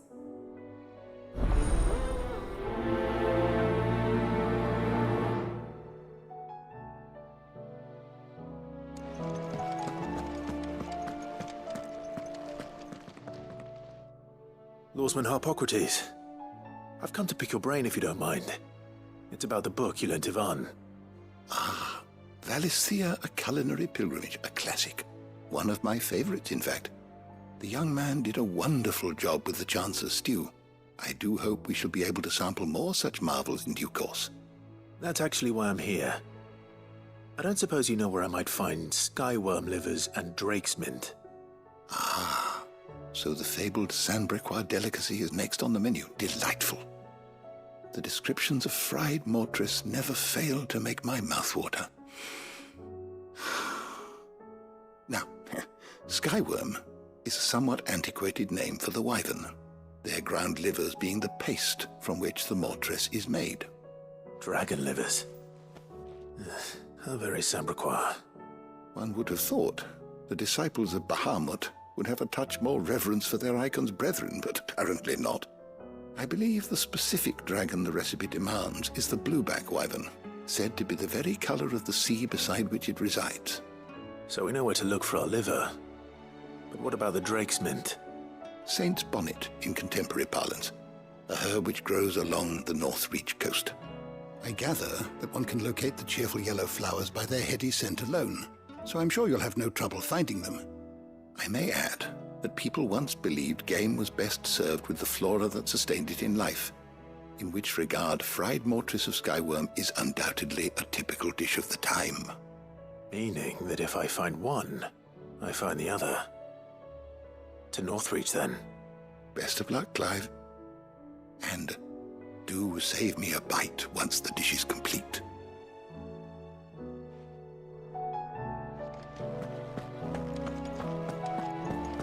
Is a storm coming, Sid?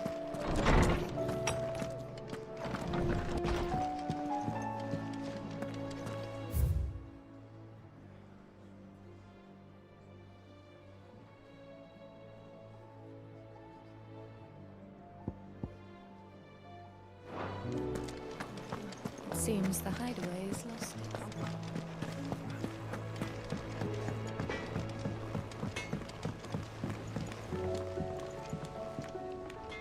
I spoke with Lady Karen. What did she say? That the rumors were unfounded, and that I was a fool for thinking they might hold any truth, along with some other things that made her feelings clear. And while it sounds like she may have done things she regretted in her past, she says those days are behind her. Oh, well, that's good. I knew Nan wasn't caught up in out bad. But why would people say she was?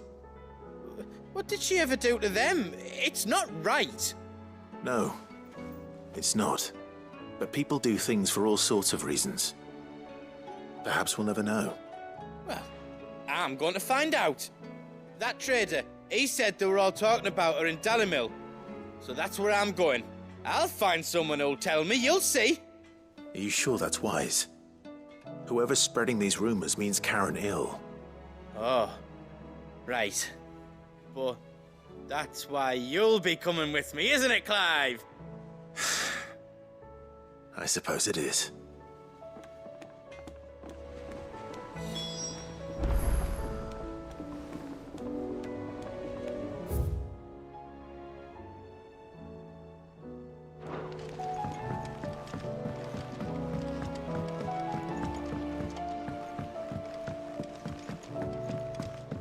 I heard the Emperor was impaled on his...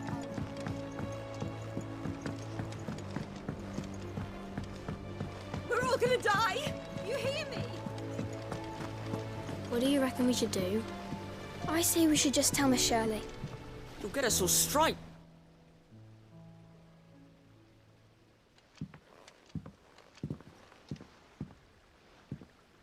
Sid! Hard at your studies, I see. And what is that? It's not a set of scales, is it? No. Of course it isn't. Well, not anymore, it's not. Oh! And just how long hasn't it been one? We're sorry. But we didn't break them.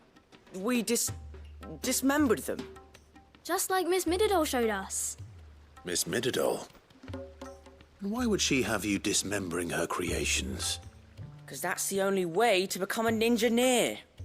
Miss Mididol said, the best way to see how something works is to take it apart and put it back together again. Well then, your work is already half done. Carry on. About that. The taking apart was easy enough, but it's the putting back we can't work out. Speak for yourself. The heavy thing goes at the bottom. Then...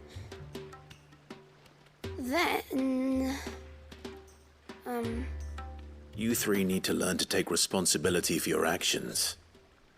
So let's have a look at these parts with fresh eyes, shall we?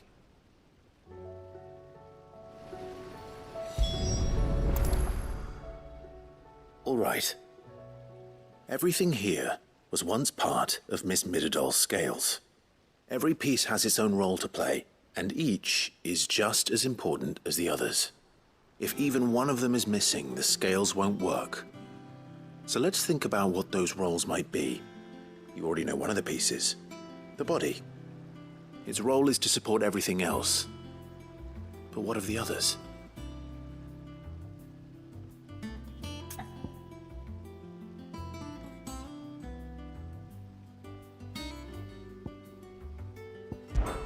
This tiny piece is what's called a cogwheel, or gear. Have you ever seen one before? I have. Miss Mididol's dungeon is full of them. Most are on the floor. She puts them in all her inventions. They spin round and round and round and round and... That's right. They're very useful when you want to make things move. Do you remember if there was anything on the scales that moved? I remember the arm moved when I tried weighing an apple. And then somebody ate it. It's not my fault. You shouldn't have tried weighing it before lunch. We know what part's supposed to move and how it's supposed to move. So, let's put the pieces together first, see what doesn't move, and then stick the cogwheel to that. Not a bad idea. You see? It's not so difficult.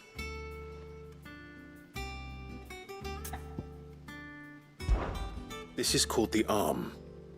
Why do you suppose that is? It doesn't look much like an arm. You're right. It looks more like a wing. Like a chocobo wing! You've ridden a chocobo before, haven't you, Sid? Will you teach me to ride one day?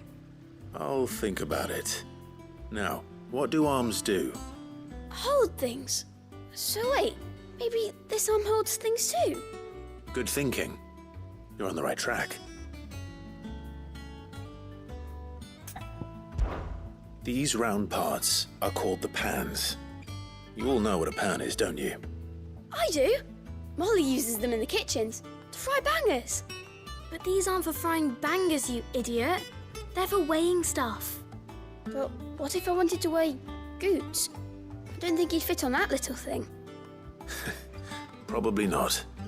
What are the chains for? Holding the pans up? Well spotted. Which means something must hold the chains up in turn. So, now that we've taken stock of the parts and learned what they do, what do you think? I think we've got it. Then here's what we'll do. You tell me what goes where, and I'll put the scales together. Well, obviously you need to start with the body. All the other pieces fit onto it, don't they? And the arms go on the body, just like real arms. Or wings, if you're a chocobo. And then the arms hold the pans by the chains. Very good. Let's see if that works. Ah, all finished.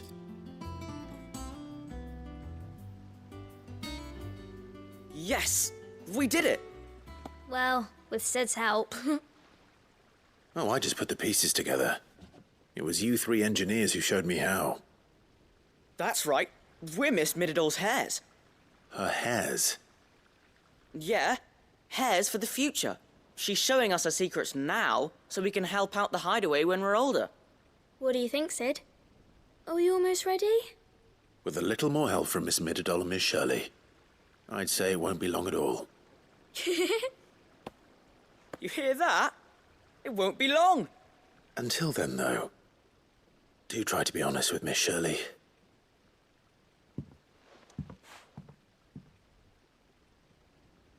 Hey, look! We never used the cogwheel. You don't think Sid forgot about it, do you?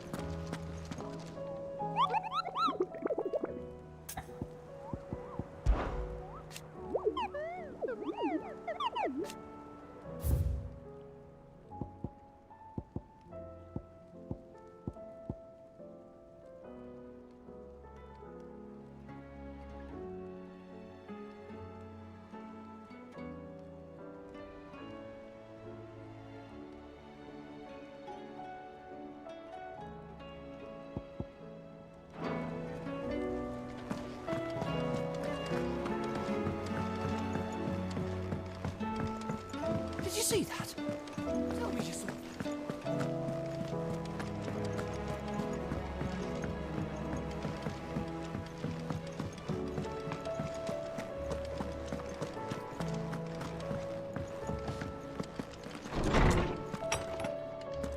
There's a storm coming, Sid.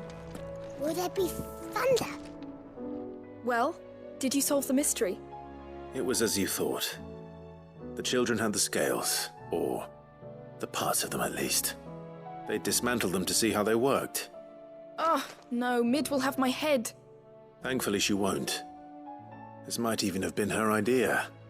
Although I was the one who ended up teaching the lesson. I'm so sorry, Sid. I know how busy you are. I shall see that the children are properly punished. Please, there's no need. Mid seems to have taken the three of them under her wing. She's even calling them her heirs. She'd have them follow in her footsteps. And her father's. I see. Sid, do you know why Mid has been spending so much time at the hideaway of late? She told me it was because her studies have been interrupted by events in Canva. Is that not true? No, it isn't. The university offered her a commission. In exchange for full tuition, room and board, they asked her to oversee the design of several new war engines. To anyone else it would be an opportunity, but to Mid, who lost both her parents to war, it was a bitter pill. One she was none too keen to swallow. But that should come as no surprise.